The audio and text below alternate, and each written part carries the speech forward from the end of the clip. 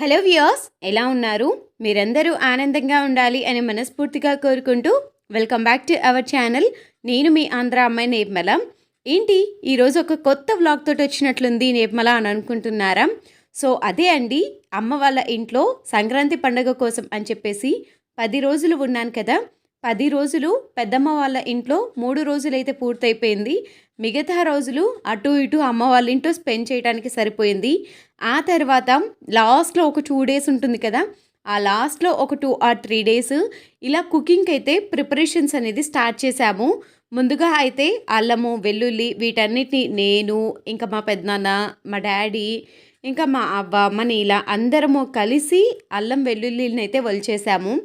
Afternoon అయిపోయింది. Next day morning భోజనాలకు అలానే టిఫిన్స్కు వీటన్నిటికీ ప్రిపరేషన్స్ అనేది చేసుకోవాలి కదా. అందుకోసమే అన్నిటినీ నీట్గా అయితే క్లీన్ చేసి పెట్టుకుంటున్నాము. ఆకుకూరలు, పచ్చిమిర్చి, అల్లము, వెల్లుల్లి, పుదీనా, అందులో చల్లదనం కదా. చల్లదనం అంటే నాన్ వెజ్ ప్రిపేర్ చేస్తారు కాబట్టి మోస్ట్ ఆఫ్ దెన్ మనకి ఎక్కువగా అల్లం వెల్లుల్లి, కొత్తిమీర, పుదీనా, కరివేపాకు వీటన్నిటిని ఎక్కువగా క్లీన్ చేసుకునేది ఉంటుంది కాబట్టి వాటన్నిటిని ముందుగానే క్లీన్ చేసుకుంటున్నాము. స్టార్టింగ్ అయితే అల్లం వెల్లుల్లి ఒలిచేటప్పుడు ఎవరూ లేరు, అప్పుడు వీడియో కూడా తీయలేదు. అప్పుడు నేనే చేశాను. నేను, మా అమ్మమ్మ, ఇంకా మా మమ్మీ, మా చెల్లి మేమందరము కలిసి చేశాము. ఆ పని మొత్తం మేము చేసేసాం కదా, ఇక ఇట్లాంటి చిన్న చిన్న పనులు మేము ఎందుకు చేయాలి అని చెప్పేసి నేను ఒక పక్కన వీడియో తీస్తూ ఉంటే మా తమ్ముడు, మా చెల్లెలు ఇంకా వాళ్ళందరూ కూర్చునేసి టైంపాస్గా టైం స్పెండ్ చేస్తున్నారనమాట. చాలా వరకు ఇంట్లో ఏవైనా ఫంక్షన్స్ కానీ అకేషన్స్ కానీ వచ్చాయి అంటే అయ్యో ఆ పని ఉంటుంది, ఈ పని ఉంటుంది అని ఎక్కువగా టెన్షన్ పడుతూ ఉంటాము. కానీ మా అమ్మకు ఆ టెన్షన్ అనేది అస్సలు ఉండదనుకుంటాను నేనైతే. ఎందుకంటే అమ్మ వాళ్ళ ఇంట్లో ఏ ఫంక్షన్ అయినా ఏ అకేషన్ అయినా కానీ ఇలా అందరము కలిసి షేర్ చేసుకుంటూ ఉంటాము.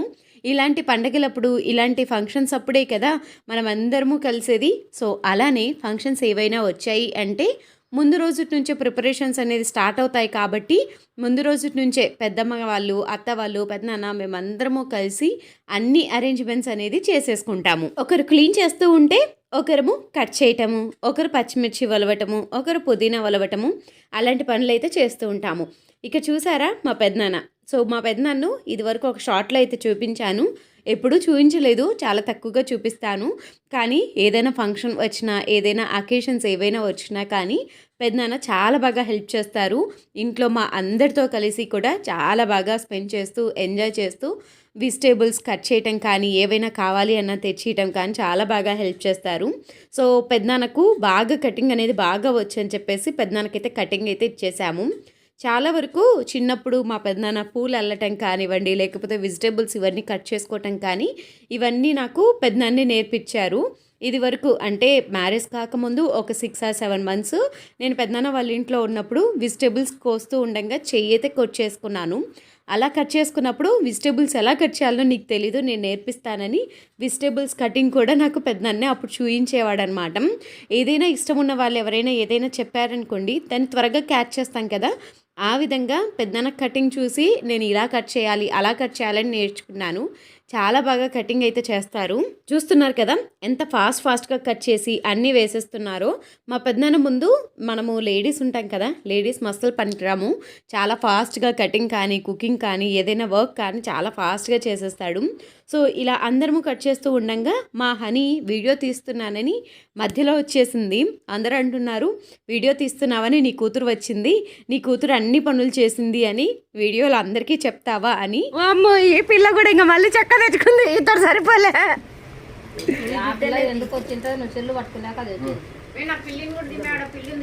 ఏడుంది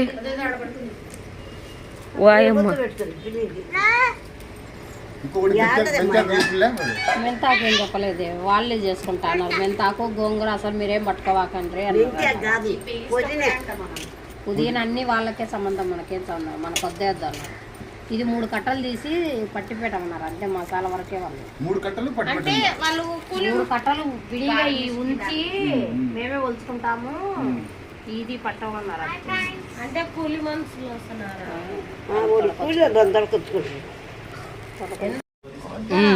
మనము ఊరుకో చీర నువ్వు ఏందన్నా ఏమన్నా అంటుపోతావు ఎవరైనా అది మనకు అందియలేదు రేపు అవసరం లే మళ్ళా పచ్చిమిరపకాయలు లేకుండా మళ్ళీ పచ్చిమిరపకాయలు వదులుద్దాం. వాణి పచ్చిమిరపకాయలు ఉంట పట్టుకుని రా పో. దాంట్లోనే వేసుకొని రా. పెద్ద పెద్ద అట్లాంటిది టబ్ లాంటి అది ఉంది కదా, గోళం ఉంది కదా. తేనంటే దేవులు వచ్చారంట. మళ్ళీ పొద్దున్న ఎవరు ఉల్లిచాడు పెడితే ఉల్లిగడ్డలు కానీ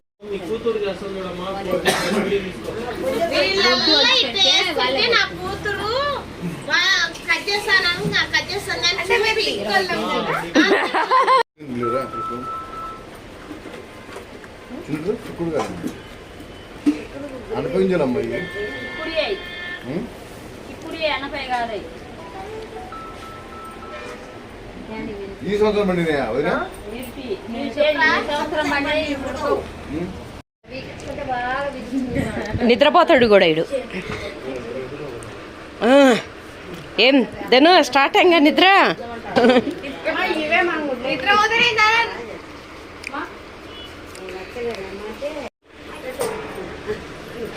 హనీ హనీ నువ్వు వద్దులే కారం నీకు.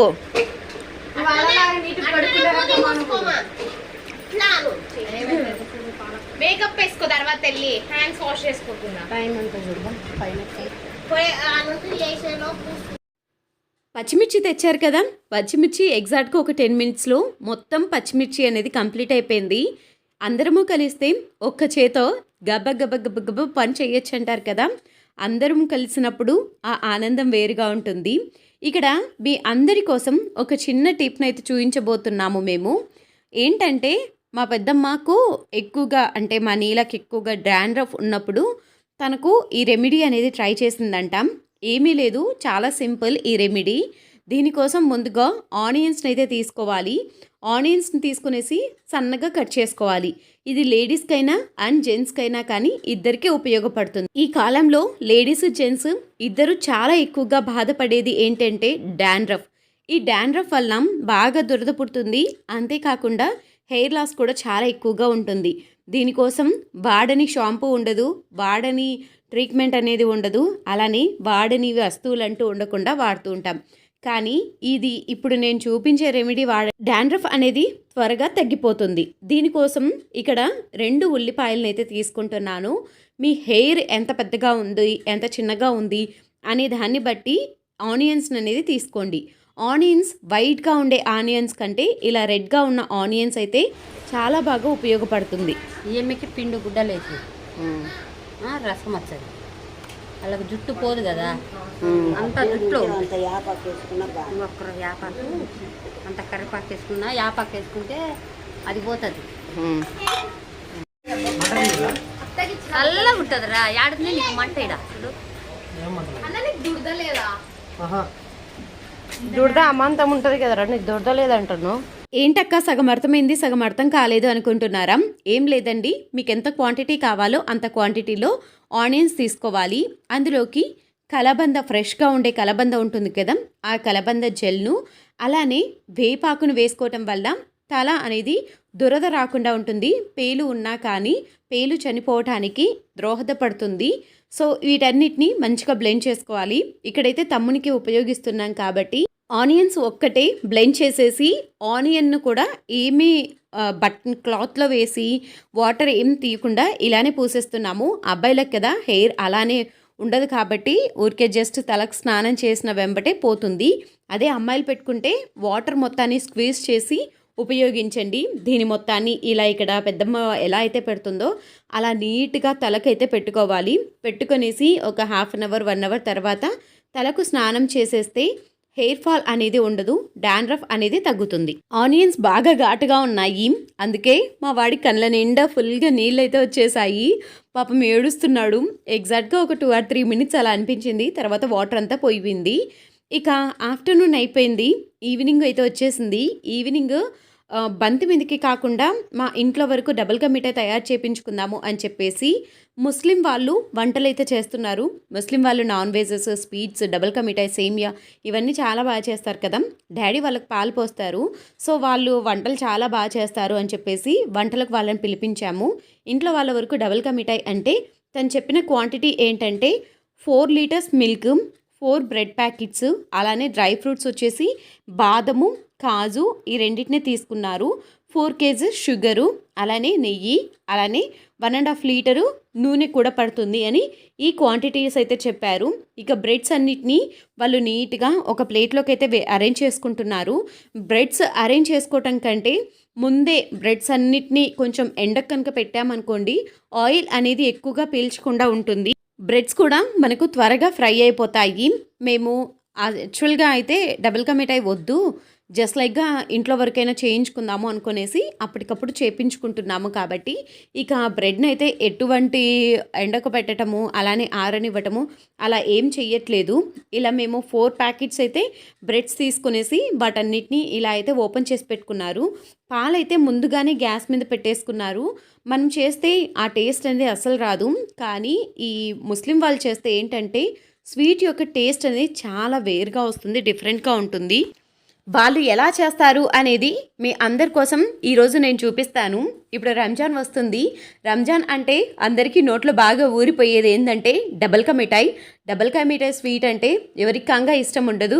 అందులో ముస్లిం వాళ్ళు చేస్తే ఆ టేస్ట్ అనేది అసలు చాలా వేరుగా ఉంటుంది. ముందుగా అయితే వీళ్ళు 4 లీటర్స్ మిల్క్ని అయితే కంప్లీట్గా పెట్టుకున్నారు. ఇందులోకి ఒక 1/2 లీటర్ వరకు వాటర్ని కూడా యాడ్ చేశారు. ఇవి చిక్కటి పాలు, మాకు బర్రె దగ్గర నుంచి తీసుకుని వచ్చిన పాలు అనమాట. వీటిని ముందుగా బాగా అయితే తెరలనివ్వకుండా జస్ట్ లైక్గా గోరువెచ్చగా పాలను అయితే కాంచేసుకున్నారు. పాలైతే బాగా తెరలిపోయాయి. పాలు బాగా తెరలిపోయాయి కదా, ఇందులోకి నిమ్మకాయనైతే స్క్వీజ్ చేస్తున్నారు. మనం ఎక్కువగా నిమ్మకాయను చాలా గట్టిగా స్క్వీజ్ చేస్తాం కదా, వీళ్ళు నిమ్మకాయను సీడ్స్ తీసేసి గట్టిగా స్క్వీజ్ చేయకుండా జస్ట్ లైక్గా వాటర్ మాత్రమే వచ్చేటట్లుగా స్క్వీజ్ చేస్తున్నారు. 4 లీటర్స్ మిల్క్ వచ్చేసి ఒక్క నిమ్మకాయ మాత్రమే తీసుకున్నారు. ఇందులో వాటర్ ఏమీ యాడ్ చేయలేరు. ఇందులోనే 4 కేజీస్ షుగర్ని అయితే యాడ్ చేశారు. చాలా వరకు వీళ్ళు ఎక్కువగా స్వీట్ అయితే తింటారు. మేము అంత ఎక్కువగా స్వీట్ వద్దు అని చెప్పినా కానీ స్వీట్ ఎక్కువగా లేకపోతే టేస్ట్ అనేది బాగుండదు అని చెప్పేసి వేశారు. కానీ చాలా అంటే చాలా స్వీట్ అయితే ఎక్కువైపోయింది. నేను అనుకుంటున్నాను 4 బ్రెడ్ ప్యాకెట్స్ కదా, 4 బ్రెడ్ ప్యాకెట్స్కు మనం 3.5 వేసుకున్నా కానీ సరిపోతుంది అనిపించింది. ఇక చక్కెర వేసిన తర్వాత చక్కెర మొత్తం బాగా మెల్ట్ అయ్యేంత వరకు పాలన్నిటిని బాగా కలుపుతూ కుక్ చేశారు. ఒక పక్కన జీడిపప్పును బాదం పప్పును కట్ చేయమని చెప్పారు మా అత్తయ్య. ఇక్కడ సన్నగా వాళ్ళు ఎంత సైజులో కట్ చేయమన్నారో అంత సైజులో కట్ చేస్తుంది. ఇక పాలు, చక్కెర ఇవన్నీ బాగా పట్టాయి. నిమ్మకాయ అయితే ముందుగానే వేయలేదు. చక్కెర మొత్తం బాగా మెల్ట్ అయిపోయిన తర్వాత నిమ్మకాయ రసాన్ని అయితే స్క్వీజ్ చేసి వేశారు. చూడండి, పాలు అనేది ఇవి కొంచెం లైట్గా మనకు విరిగినట్లుగా అనిపిస్తున్నాయి, కానీ ఎక్కువగా విరగలేదు. మనం ఇందులో బ్రెడ్ కనుక వేస్తే పాలు అనేది చాలా చక్కగా విరిగిపోతాయి. పాలు పక్కన పెట్టుకునేసి దీని మీద మూతనైతే పెట్టేసుకున్నారు. పాలు చల్లారిపోకుండా ఉండటం కోసం అనుకుంటాం. ఇప్పుడు ఒక కడాయిని పెట్టుకునేసి కడాయిలో నూనెను వేసుకుంటున్నారు. నూనెకి బదులు నెయ్యిని కూడా ఉపయోగించవచ్చు. కానీ నెయ్యి ఏంటంటే ఇప్పుడు చలికాలం కాబట్టి గడ్డ కట్టినట్లుగా డబుల్కా మిఠాయి అయిపోతుందంటాం. సో అందుకోసం నూనెను ఫ్రై చేయడానికి ఉపయోగిస్తున్నారు. ఆయిల్ అనేది బాగా హీట్ అవ్వాలి. బాగా హీట్ అయిపోయిన తర్వాత ఒక సైడ్ నుంచి వేస్తూ ఉంటే ఇంకో సైడ్ జస్ట్ లైక్గా ఇవి గోల్డెన్ బ్రౌన్ కలర్ వచ్చేంత వరకు మనకు బ్రెడ్స్ అనేది ఫ్రై అవుతే సరిపోతుంది. ఈ వర్క్ అనేది చాలా ఫాస్ట్గా చేస్తున్నారు వాళ్ళు. నాకే షాక్ అనిపించింది. 2 మనుషులు లేకపోతే దీన్ని చేయడం చాలా కష్టం ఏమో, బ్రెడ్స్ అన్నిటినీ బాగా మాడబెట్టేస్తామేమో అనిపించింది. ఇక ఒక పక్కన అవి ఫ్రై అవుతూ ఉంటేనే బ్రెడ్స్ను వేడిగానే పాలల్లో అయితే వేసేశారు. పాలల్లో వేసి మూత అయితే పెట్టేసుకుంటున్నారు. వేగిన బ్రెడ్స్ను వేగినట్లుగా మొత్తాన్ని ఫ్రై చేసేసుకునేసి నీట్గా అయితే పాలల్లో వేసేసుకున్నారు. అలా పాలల్లో వేసుకున్న తర్వాత డ్రై ఫ్రూట్స్ బాదము, జీడిపప్పు ఈ రెండింటిని ఉపయోగిస్తున్నారు. కిస్మిస్ను వేయటం వల్ల అది కొంచెం పుల్లగా ఉంటుంది కాబట్టి స్వీట్కి అంత మంచి టేస్ట్ ఉండదు అని చెప్పేసి వాళ్ళు కిస్మిస్ని అయితే అవాయిడ్ చేసేసి ఓన్లీ బాదం, జీడిపప్పు ఈ రెండింటిని మాత్రమే ఫ్రై చేస్తున్నారు. బ్రెడ్స్ అన్ని ఫ్రై చేయడం పూర్తయిపోయింది. ఒక పక్కన డ్రై ఫ్రూట్స్ ఫ్రై అవుతూ ఉంటేనే ఒక పక్కన బ్రెడ్స్ అన్నిటిని వేసేసాడు. పాలైతే చాలా బాగా విరిగిపోయాయి. అసలు ఇంత చక్కగా పాలు విరుగుతాయి అనుకున్నాం. మేము ఎగ్జాక్ట్గా కోవా ఏమన్నా యూజ్ చేస్తాడేమో, కోవా తీసుకుని రావాలా అంకుల్ అని చెప్పాము. కానీ కోవా ఏమో అవసరం లేదు, ఓన్లీ పాలతోనే సరిపోతుంది అని చెప్పారు. మనం అనుకుంటాము ముస్లిం వాళ్ళు ఏమైనా పైన కోవా వేస్తారేమో, అందుకే డబుల్ కా మిఠాయికు అంత మంచి టేస్ట్ వస్తుంది, పైన ఉండలు ఉండలుగా వస్తుంది అని అనుకుంటాము. కానీ అవి ఏమీ వేయలేదు, అవి ఏమీ ఉపయోగించలేదు. బ్రెడ్స్ అన్నిటినీ వేసేసిన తర్వాత కొద్దిసేపు గ్యాస్ మీద పెట్టేసి పాలు బాగా మరిగేంత వరకు ఉంచారు. బాగా మరిగిపోయిన తర్వాత ఈ విధంగా అయితే ఉండిపోయింది. దీని మీద మూత పెట్టేసుకునేసి ఇలాచీ పౌడర్ను పైన కనుక వేసుకుంటే టేస్ట్ అనేది సూపర్గా ఉంటుంది. ముస్లిం స్టైల్లో డబల్ కా మిఠాయి అయితే ఈ విధంగా తయారు చేస్తారంటాం. సో మీకు అందరికీ ఈ వీడియో నచ్చిందా? నచ్చితే తప్పకుండా లైక్ చేయండి, షేర్ చేయండి, సబ్స్క్రైబ్ చేయండి. అంతేకాకుండా రంజాన్ నెల అనేది ప్రారంభమైపోతుంది కదా, ఈ విధంగా డబల్ కా మిఠాయి తయారు చేసి మీకు అందరికీ ఏ విధంగా కుదిరింది అనేది కింద కామెంట్ సెక్షన్లో తెలపండి. మరొక మంచి ఇంట్రెస్టింగ్ బ్యూటిఫుల్ వీడియోతోటి మళ్ళీ కలుద్దాం.